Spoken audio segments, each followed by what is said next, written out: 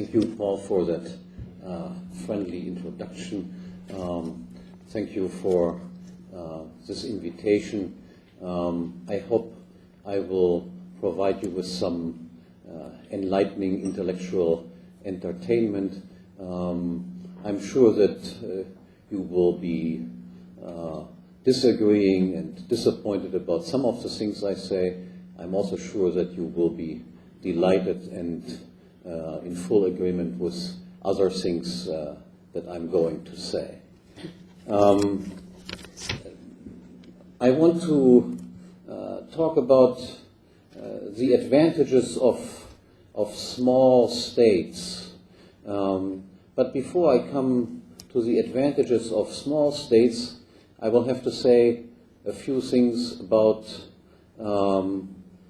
political centralization. That is the opposite of small states, because only before the background of an understanding of the tendency towards political centralization will we be able to fully understand the advantages of small states. Let me begin by giving you a definition of what a government and a state is. A government is an agency that is distinguished by two characteristics from all other agencies or institutions. The first characteristic of a government is a territorial monopolist of ultimate decision-making, of ultimate judge-making in some territory. You cannot appeal beyond the state. The state is the last institution that decides who is right or wrong in cases of conflict. And this implies also that the state is the institution that decides who is right and wrong in cases of conflict that the state itself has provoked or caused. That makes you immediately aware of the fact that the state is a dangerous type of institution. If you can decide who is right and wrong in cases of conflict, even in conflicts that you have caused yourself, then it should be obvious how powerful you are, how much our liberty is threatened by the existence of an institution such as this. The second defining characteristic of a state is that the state is the only agency that can acquire its income by taxes. That is, without the consent of those people who have to pay. All firms depend on consumers buying or not buying the products that they offer in the market. A state, in contrast, does not have to rely on consent. It can unilaterally determine what people have to pay him. This again makes it clear why states are dangerous institutions. Taxes must first be produced by some productive individuals before they can be taken away. And taxes are always a punishment, so to speak, of productive individuals. But I do not want to concentrate on this aspect of states, but instead on another one that has to do with centralization. You can understand that institutions such as a state that can set their own laws and can tax people are always under the threat that people who live in the state territory might leave the state territory. People do not like to be taxed. They do what is called exit. they leave the territory for better pastures. It is like a milk cow that runs away from those who milk it too hard and tries to find some place where life is more comfortable. People leaving a state, of course, pose a threat to the state. The state does not like to see people leave, especially not the most productive individuals leave. And because states do not like to see this happening, and it does happen, states get into conflict with other states. Because states can finance their aggressive activities by imposing the cost of aggression on other people, make other people pay for their own aggressive activities, states tend to be more warlike than, let's say, firms or normal people. And so we get, because of the problem of exit, wars breaking out between different states. States try to expand their territory in order to enlarge their tax base. And the competition between states is different than the competition between firms. Economic firms can coexist in principle until the end of times. There is no reason to assume that Ford must be eventually outcompeted by General Motors, or General Motors must be outcompeted by Ford. But you can, in any given territory, only have one monopolist of taxation and ultimate decision-making. Because of this, the competition between different states is an eliminative competition.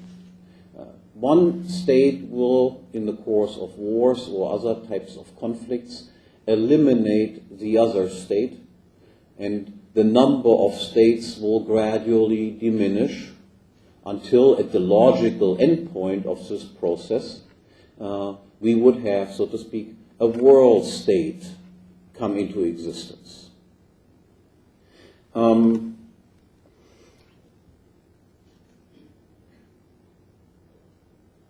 When we ask the question, who will be successful in this process of political centralization, that is, eliminating smaller states, expanding its territory, establishing hegemonic relationships over other smaller states, and possibly developing all the way toward a world state, who will be more successful in these warlike encounters?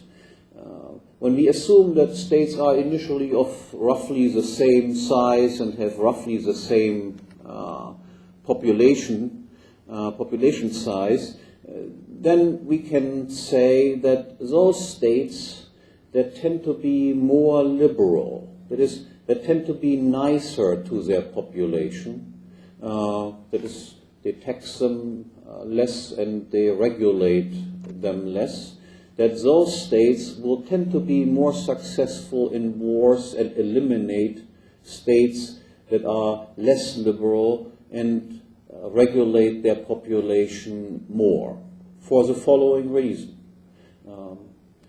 In war, you also need a productive population. You need people staying busy, producing ammunition, weapons, and so forth. Only those states that have a productive population will have the economic potential to win a drawn-out, long conflict with other states.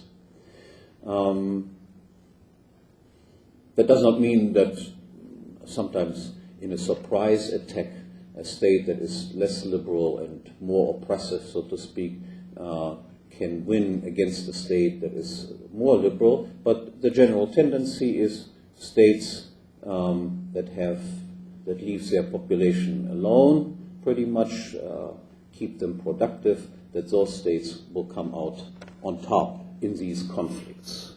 Now this makes us understand certain obvious historical phenomena. For instance, that Great Britain was the first world power and imperial power.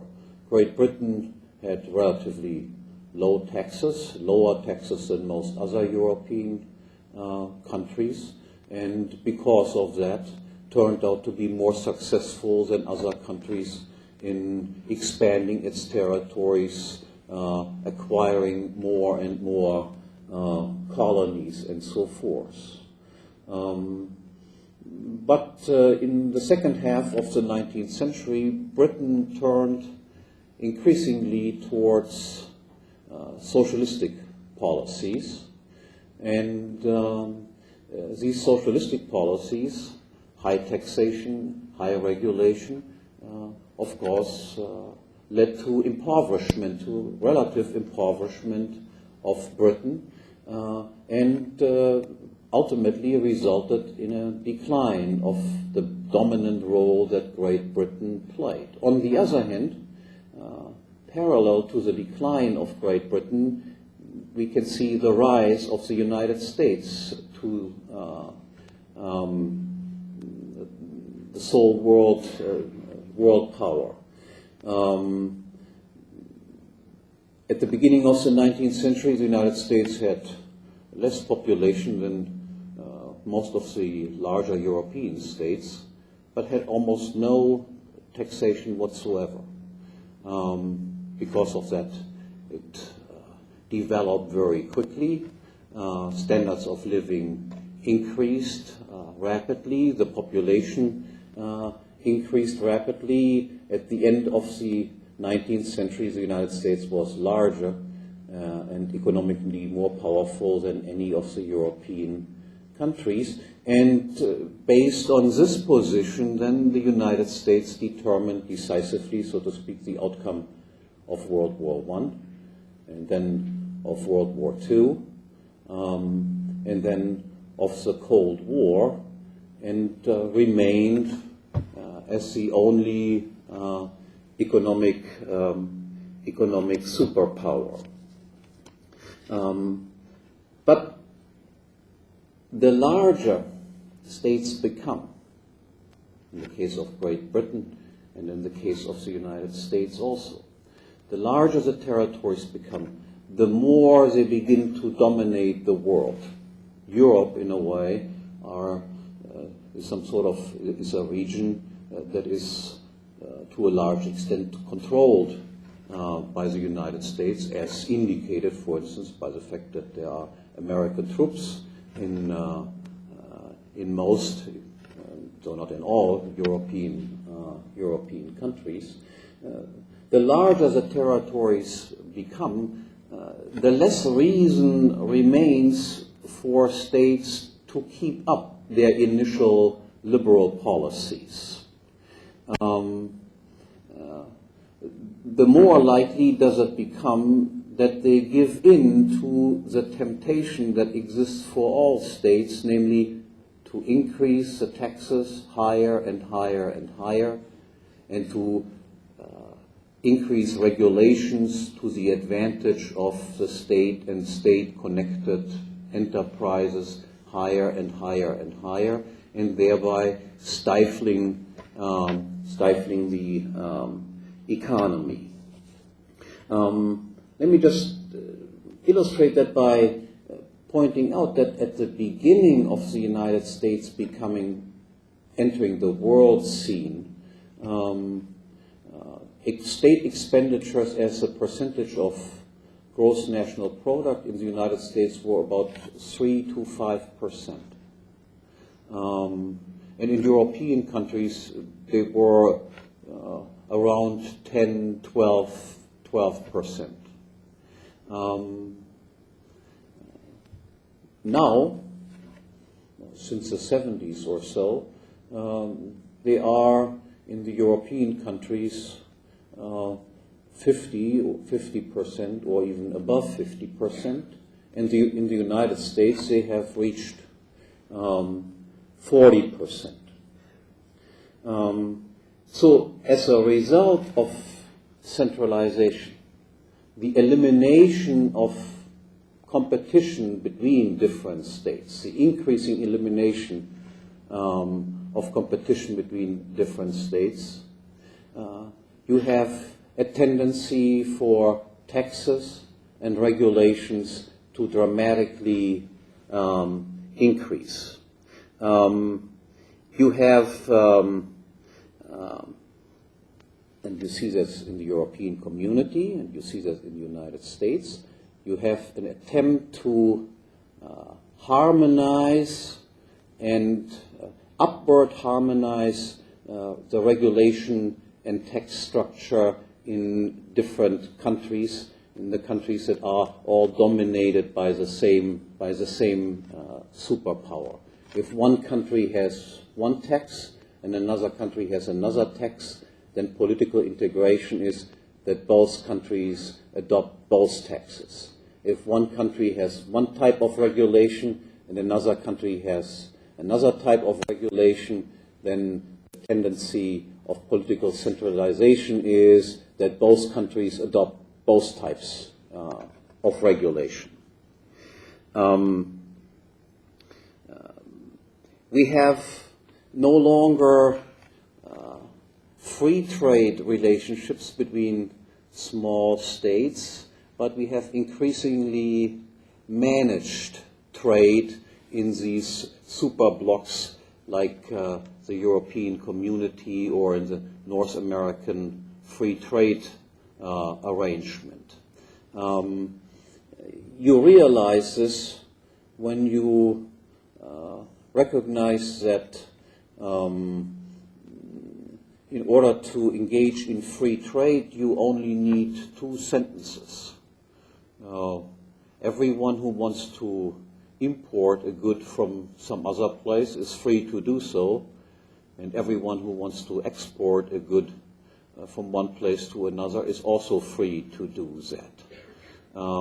If you look, however, at the rules and regulations of the European Community, you find that they make up tens of thousands of pages. And you ask yourself, what has such a thing to do with free trade if you need tens of thousands of pages to describe it? The North American Free Trade Agreement has also nothing to do with free trade between Canada and Mexico and the United States.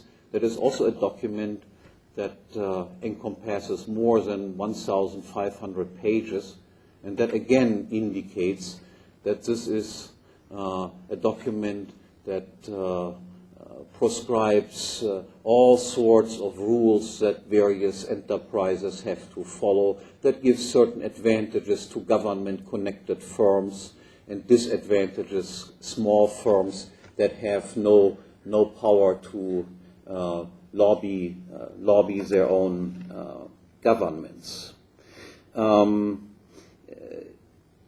Further, when we have the tendency towards political centralization, as we see it going on in the European Community and see it also going on the North American continent, the central states, again, coming, so to speak, from the United States, but also imitated, of course, by the European states, modeling themselves after the American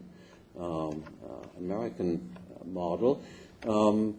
We have a tendency that in order to promote the centralization, you have to destroy all regional identities.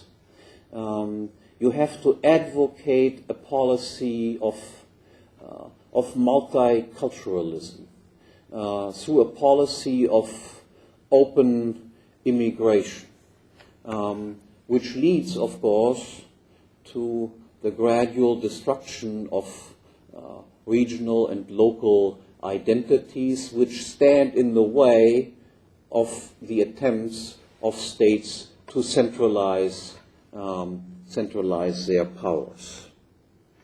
Now let me, before I come to the topic of the advantages of small states, which I have indicated at least indirectly, let me also say a few words about monetary centralization, because we observe something similar in the area of money that we observe in the area of territorial centralization.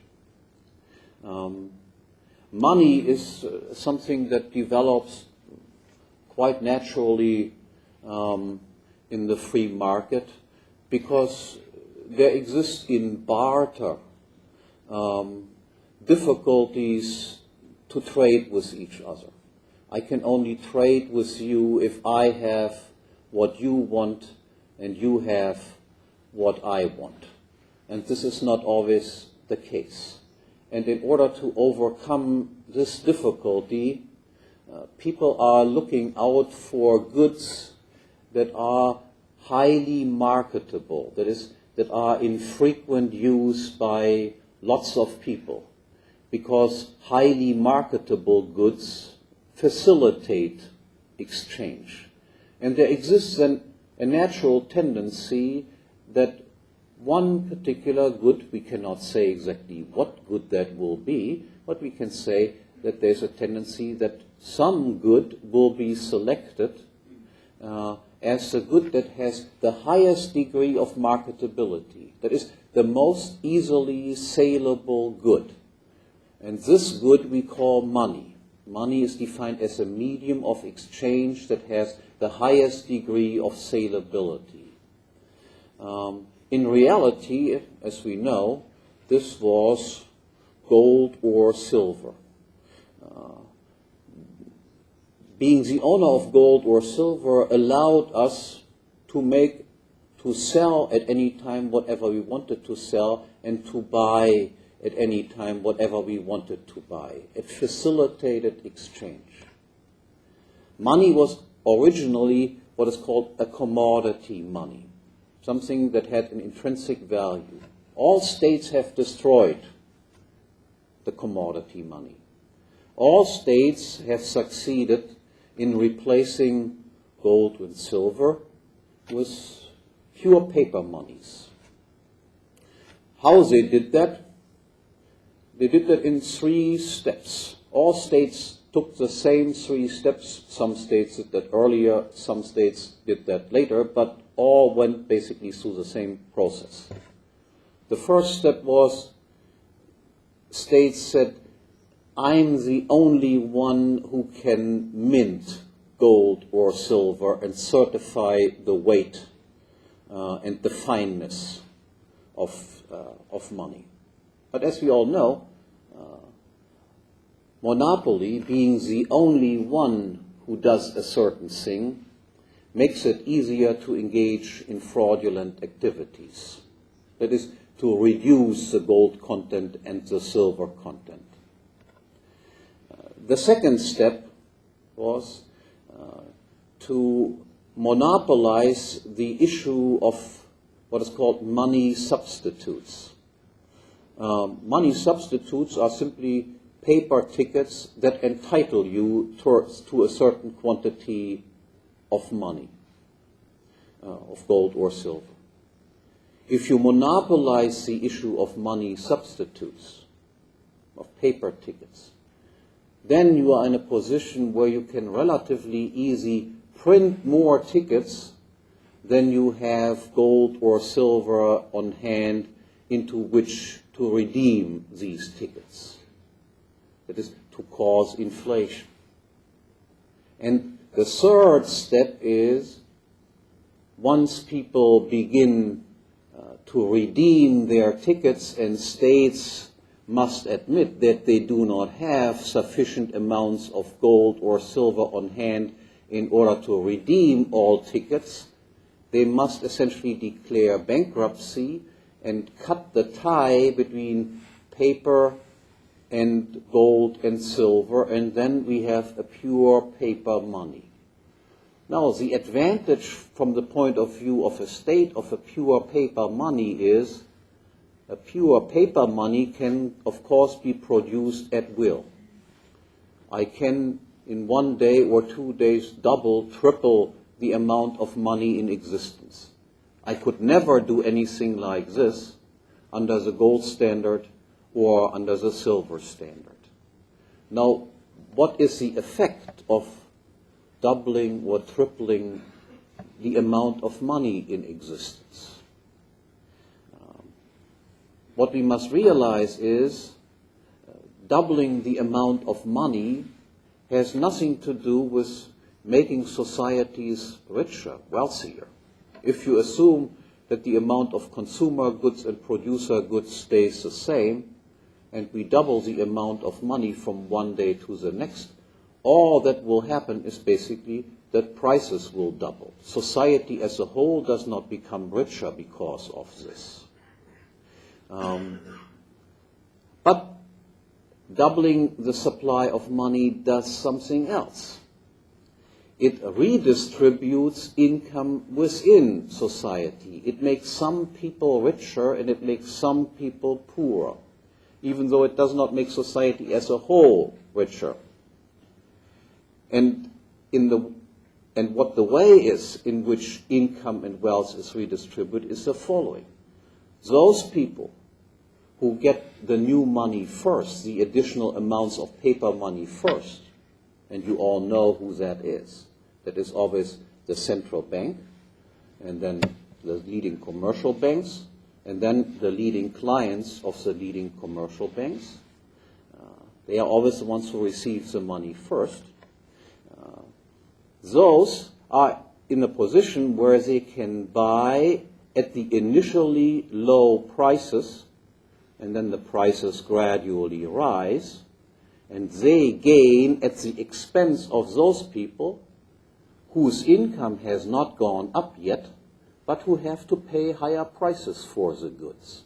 So, in short, what an increase in the amount of money does, what it does for a state to control the supply of money, to have a paper money, is it redistributes wealth and income in the favor of the state and its clientele, and at the expense of all those people who get this new money very late in the game. That is basically you and me.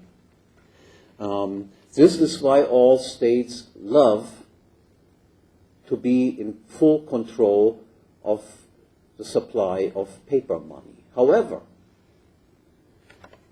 if you have different countries that are all on a paper money standard, then if one country prints more paper tickets than another country, then its currency will fall in the currency market against other currencies. And no country likes to see it, that it as a permanent tendency that its own currency permanently falls against other currencies. What is the solution from the point of view of governments to this problem? That is, I cannot inflate as much as I want, because then my currency will fall in the currency market against the currency of other countries. The solution is to create currencies such as the euro that reduce the competition between different paper monies. And ultimately, of course, to create a world paper money, because this world paper money issued by a world central bank can, by definition, no longer fall against any other paper currency, because there is no other paper currency anymore. That is, in the monetary arena, the worst thing that we can possibly imagine in terms of inflation would be a world central bank issuing a world paper currency. And the euro is a decisive step in this direction. The euro is a currency that is more inflationary than the least inflationary currency was that existed before, like the German mark, for instance. It is an attempt to eliminate the barriers that existed before for causing inflation and enriching the state. So monetary centralization is also something very bad. Now I come to the advantages of small states, drawing, so to speak, the conclusion from the description of the disadvantages of centralization, political centralization, and monetary centralization. First, it is important to recognize that historians are by and large agreed on the explanation why it is that Europe became the wealthiest region in the world as compared to, let's say, China and other developed parts of the world. They are generally agreed on the fact that Europe reached this dominant position because Europe, in contrast, for instance, to China, was highly decentralized. Europe was a political anarchy consisting at sometimes of thousands of independent political units, of free cities, very small states, and so forth. And again, recall in what respect this is an advantage. Very small states are faced with the problem of exit. People just simply leave if they are not treated well and go someplace else. On the other hand, if you have a world state, then you have all over the world the same tax and regulation structure. Wherever you go, the same tax and regulation structure applies. There's no reason for anyone to ever go from one place to another, and because of that, there's no longer any danger for a state that people simply leave because the state becomes too oppressive. So Europe owes its unique wealth to the fact that it was a political anarchy with a tremendous amount of political competition between small units. What follows from this is, of course, that what one should ask for is to again establish a Europe that consists of thousands of Liechtensteins and Monacos and Andorras and San Marinos and places like Hong Kong and Singapore and small Swiss cantons and so forth. If you have a small state, as I explained, this small state must engage in liberal domestic policies. Otherwise, people will simply leave the state. Large states can get away with high tax policies. Small states will be finished very quickly if they engage in high tax policies. Small states must engage in free trade. They cannot engage in protectionist measures. Just imagine a place like Monaco or Liechtenstein deciding that I will no longer trade with the rest of the world. I will engage in self-sufficient production. We make trade with the rest of the world extremely difficult.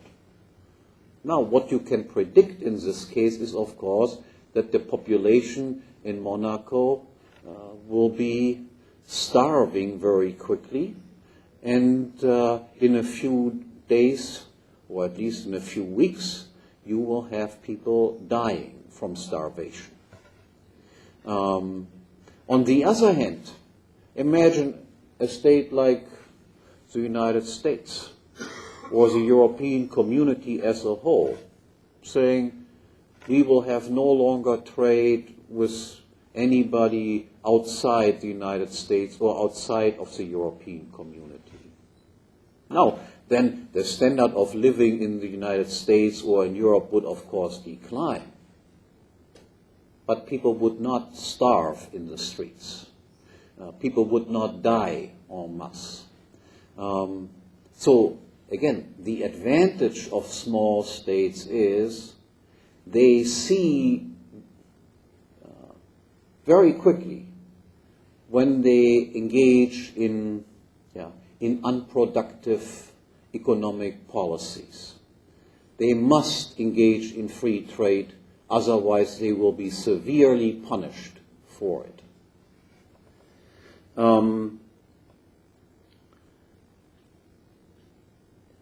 Further, small states eliminate what we can describe as forced integration that we have in all large centralized states, in the United States and in the European community.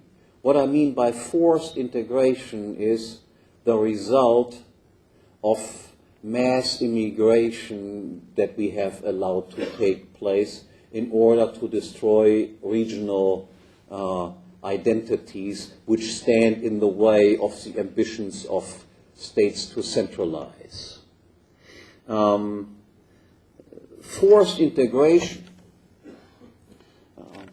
creating multicultural societies, does not lead to peaceful relationships. It leads to unnecessary conflict. People like to associate because they are similar. And they engage in free trade with people who are different. But to be forced to live next door to people who are very different from oneself and who are unwilling to assimilate usually causes a tremendous amount of conflict. And small states, of course, have the possibility to have their own admission standards. They can determine this is the type of people that we would like to join us, and this is the type of people that we would not like to join us. Small states would be forced to be very careful in this. You realize if small numbers come to your place, you can assimilate small numbers of strangers, of foreigners, of people who are different. They have to learn the language of the place where they like to live. If people come in large numbers, then there is no need anymore to assimilate. Then you can form ghettos and maintain your own culture and religion within your own societies. And this is what we see in the United States happening. And this is what we see in Europe happening, that the numbers of immigrants coming is so overwhelming that we are no longer able to successfully assimilate these people. They are not willing to become like those where they want to live, which one would think is the perfect normal thing. They insist that they can maintain their own cultures, their own way of life in completely different societies and expect that we find this just marvelous and beautiful and all the rest of it, which of course most people do not find at all. So small states have a tremendous advantage in this regard also. Let me make an additional point connected with this. There is a danger, a real danger, that all welfare states that we have in Europe and increasingly also in the United States will eventually collapse financially because they cannot pay the pensions that they promised the elderly.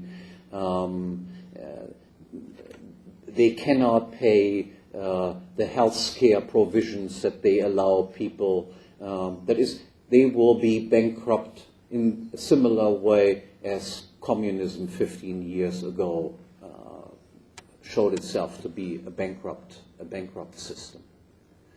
When the European states will become bankrupt, then we can expect that severe social conflicts will break out. And severe social conflicts will become particularly dramatic if you have multicultural societies. Then you will quickly have civil war on hand, because the lines of these conflicts over scarce resources will then form along ethnic, linguistic, or religious lines. So again, if you want to prevent potential civil war, then again, it seems that small states are the best way to do this. Finally, small states, and this brings me to my point that I made about monetary centralization. Small states can no longer insist, the larger the number is, can no longer insist, I have my own paper money, you have your own paper money, third state has his own paper money, and so forth. That makes trade almost impossible if we have thousands of different paper monies.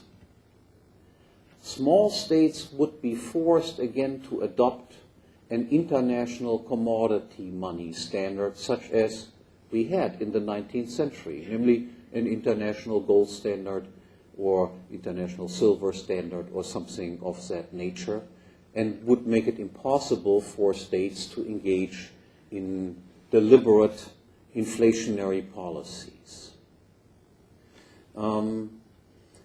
Let me to summarize some of these things and also to expand a little bit, read you a wonderful quote from Johann Wolfgang Goethe, who was interviewed by one of his fans in 1828, that is at a time when Germany consisted still of 39 independent states, what he thought about German unity. And Goethe said, I do not fear that Germany will not be united. She is united, because the German thaler and groschen have the same value throughout the entire empire, and because my suitcase can pass through all 36 states without being opened. Germany is united in the areas of weights and measures, trade and migration, and 100 similar things. One is mistaken, however, if one thinks that Germany's unity should be expressed in the form of one large capital city, and that this great city might benefit the masses in the same way that it might benefit the development of a few outstanding individuals. A thoughtful Frenchman, I believe Dopin, has drawn up a map regarding the state of culture in France, indicating the higher or lower level of enlightenment of its various departments by lighter or darker colors. There we find, especially in the southern provinces, far away from the capital, some departments painted entirely in black, indicating a complete cultural darkness. Would this be the case if the beautiful France had 10 centers instead of just one, from which light and life radiated? What makes Germany great is her admirable popular culture, which has penetrated all parts of the empire evenly. And is it not the many different princely residences from hence this culture springs, and which are the bearers and curators? Just assume that for centuries only the two capitals of Vienna and Berlin had existed in Germany, or even only a single one. Then I'm wondering what would have happened to the German culture and the widespread prosperity that goes hand in hand with culture. Germany has 20 universities strewn out across the entire empire, more than 100 public libraries, and a similar number of art collections and natural museums. For every prince wanted to attract such beauty and good. Gymnasia and technical and industrial schools exist in abundance. Indeed, there is hardly a German village without its own school. How is it in this regard in France? Furthermore, look at the number of German theaters, which exceeds 70. The appreciation of music and song and their performance is nowhere as prevalent as in Germany. Then think about cities such as Dresden, Munich, Stuttgart, Kassel, Braunschweig, Hanover, and similar ones. Think about the energy that these cities represent. Think about the effects they have on neighboring provinces, and ask yourself if all of this would exist if such cities had not been the residences of princes for a long time. Frankfurt, Bremen, Hamburg, Lübeck are large and brilliant, and their impact on the prosperity of Germany is incalculable. Yet, would they remain what they are if they were to lose their independence and be incorporated as provincial cities into one great German empire? I have reason to doubt that. And I think good is, again, recall, this is in 1828. I tend to agree completely with Goethe. It was precisely this anarchic structure that existed in Germany that was responsible for the fact that Germany became, in Europe, the leading scientific and cultural country in Europe, far outpassing a country like France that had been centralized with all cultural life taking place in Paris. And I think the decline of German cultural life begins in 1871 with the unification of Germany. Of course, it takes a few generations before the decline becomes really apparent. But the fact that Germany was split up in many places was responsible for the fact that they had a large number of very excellent universities, whereas in France, of course, you had just one excellent university. The same applies by and large to the unification of Italy. I think that was also a big mistake, which occurred in the 1860s. Italy would have also prospered more if they would have remained splintered as they were.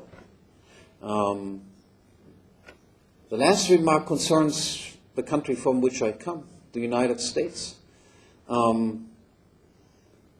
There, initially, of course, we did have significant competition between the various states until the War of Southern Independence. That is what in Europe is usually referred to as the American Civil War, what people in the southern states of the United States call the War of Northern Aggression. This war created for the first time an overwhelming, mighty central state in the United States that concentrated most of the powers in its hand and made it more or less impossible for the individual states which initially constituted the United States to separate themselves from the central government. Again, in my view, this has not led to more prosperity and more cultural development taking place in the United States, but it has stifled the economic development in the United States because it has reduced competition between the individual states. The United States would have been, again, or maybe not the United States, but the same territory, would have been far wealthier than it actually is if it would have remained separated as it was before 1861.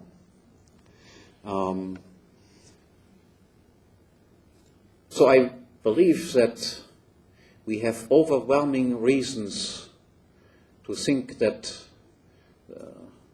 the future of Europe is not the European integration and the creation of a Central European state dominated in some way by the United States, and then maybe building out of this even larger political units. The future of Europe is to think back to what we had during long times of the Middle Ages, a highly decentralized Europe with many interspersed free cities, increasing the competition between political units.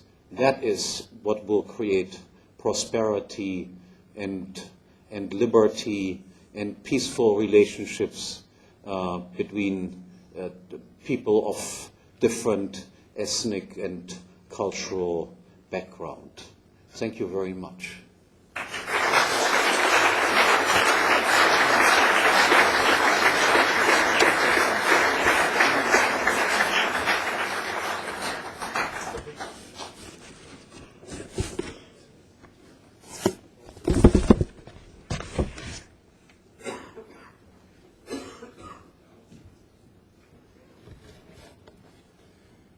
So I thank Hans-Hermann Hoppe for a very interesting lecture, and me for myself speaking, I've learned a lot of interesting and very new things.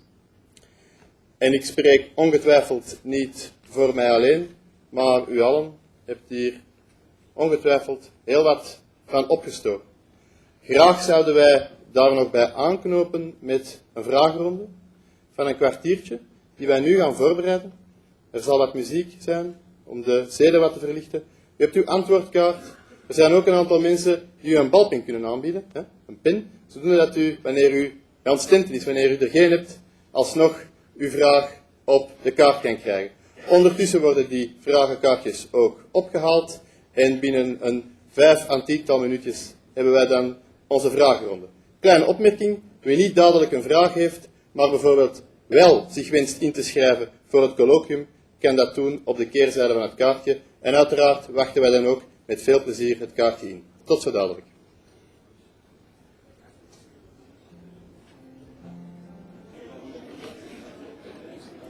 My first question to you is, are you a pessimist? So, something to think about? Yeah.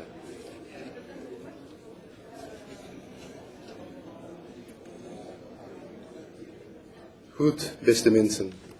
We gaan er misschien terug aan beginnen. Of niet misschien, allicht gaan we eraan beginnen. En wij nemen allemaal terug plaats.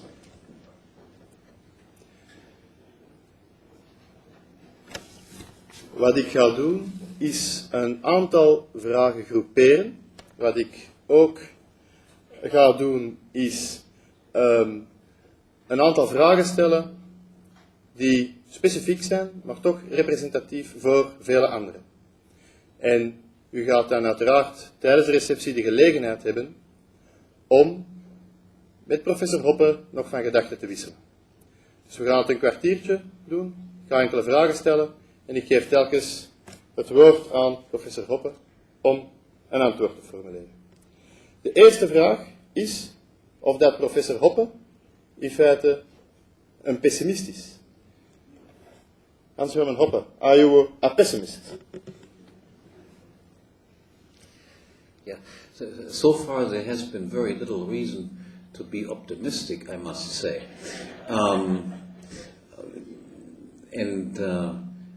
Very often I feel first some major crisis has to occur before people will wake up. But sometimes crisis makes things worse than they were before.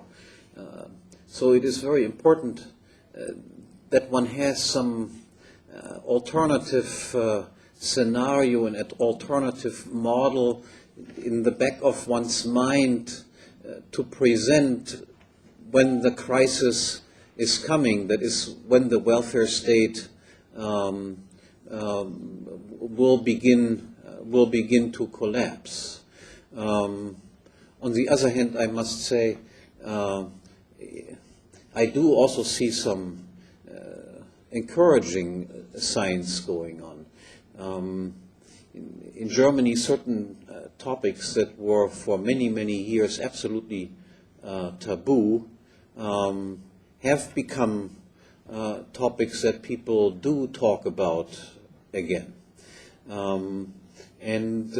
Of course, I think that movements such as yours, even though I might not agree with all aspects of it, are by and large an encouraging sign. So my answer is, my feelings are somewhat mixed. Oké, thank you. Dank u wel.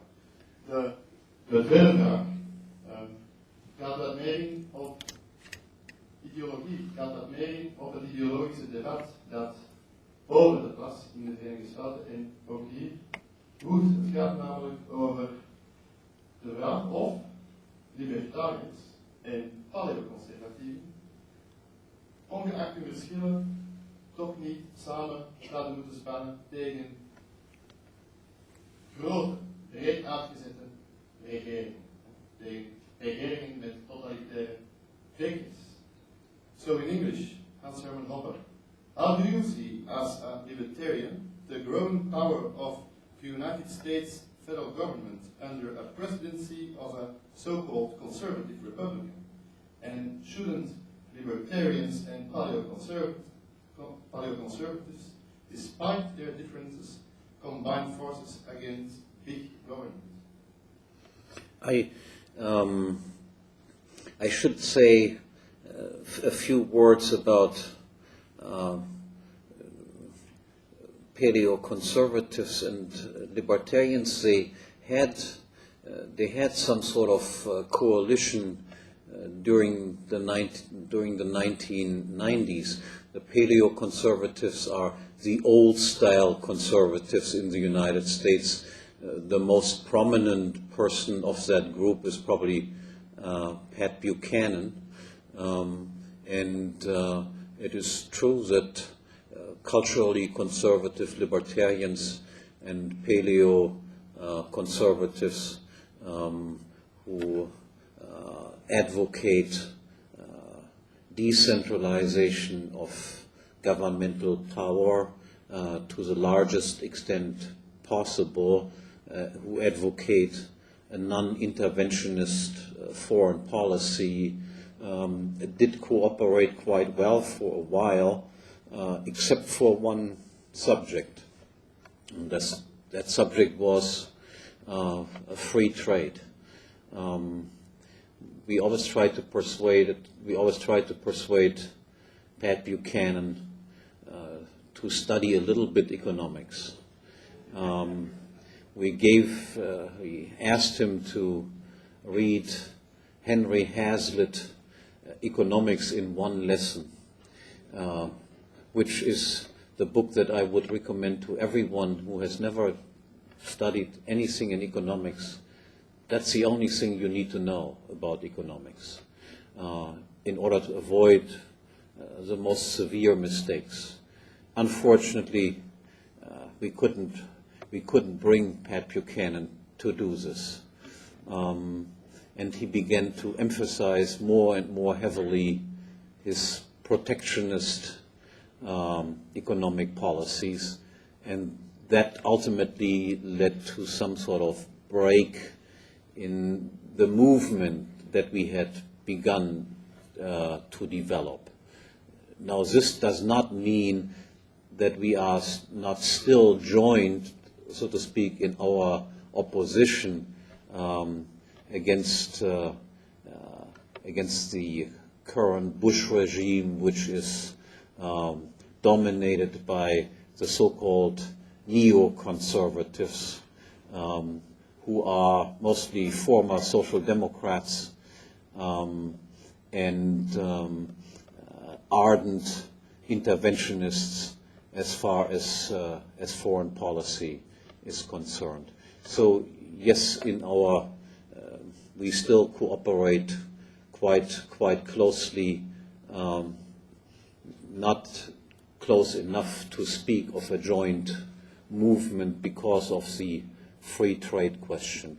But again, let me emphasize that in particular those people who are in favor of small states should realize how important free trade is. As I explained, for small states not to engage in free trade is deadly. Large states can afford this with standards of living declining.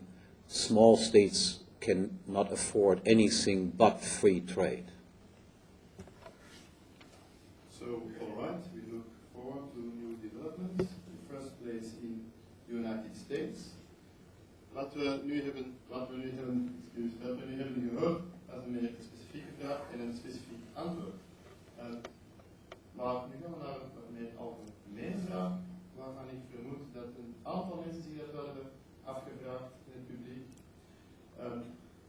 Hoe valt het streven naar kleine staten in feite te verzoenen met de globale macht van multinationale ondernemingen, de globalisering? So next question, how can small states cope with the growing power of global multinational enterprises?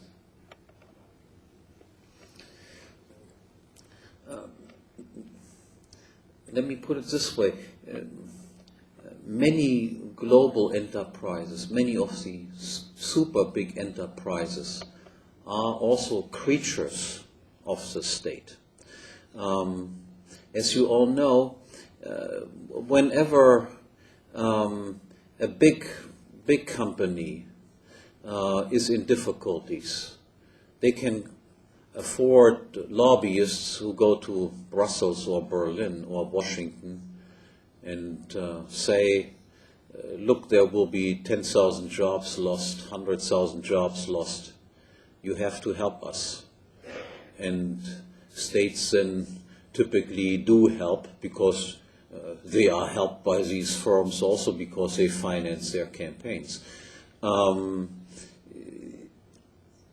Under truly competitive conditions, that is without state intervention in the economy, many of these super conglomerates would have fallen apart into smaller units, and to smaller firms. In general, however, we do not have to be afraid of large firms on principle ground. As I said, I mean, they can be creatures of the state. They must not be creatures of the state. Firms will locate at places that are favorable. If you are a place where property rights are respected, firms like that. If you are a place where taxes are low, firms will like to locate there. And in general, firms have less power than governments are. Firms cannot jail people. Firms did not outlaw the Vlaamsblok. It was the state that outlawed the Vlaamsblok. Firms must sell their products to people who can say yes or can say no. So be a little bit more afraid of what the state can do and be a little bit less afraid of what firms can do. Okay, thank you. Huisvrouw- en keukenpraatje in Vlaanderen is, en dan hoop ik niet dat ik het deprecieer spreek over onze eigen arbeidsethos, maar is zwart werk. Wie werkt er zwart in de straat? Misschien mensen die men kent die wel eens iets doen en dat dan niet aangeven, tenminste het inkomen dat ze eruit verwenden.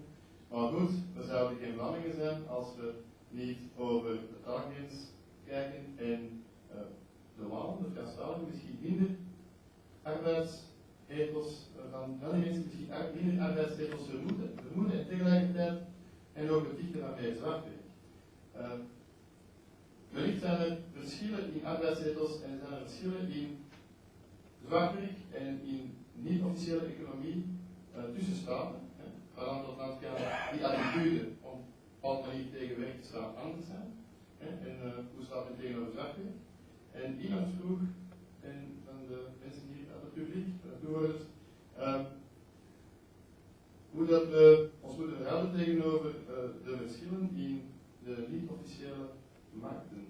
So, what with differences in the unofficial markets of states? For example, in some states there's more moonlighting than in other states. Yeah, there's the more you punish people for being productive, the more they will go underground. The best example of that is, of course, the former East Bloc, places like the Soviet Union, where people were not even permitted to own private property and could not accumulate, so to speak, private wealth. In those societies, the only thing that worked was the black market. The official economy was just a sheer disaster. You never got anything done in the official economy. If you wanted to get your car repaired, they would tell you that they don't have this screw or that screw, and that might take a few months before they get it. As soon as you just told them that you would pay in unofficial Western currency or so, they quickly found these types of screws that they otherwise couldn't find. And in the Western world, you see that also, that the heavier the tax load is that is imposed on people, the greater is the incentive that people will go underground. I think we should not,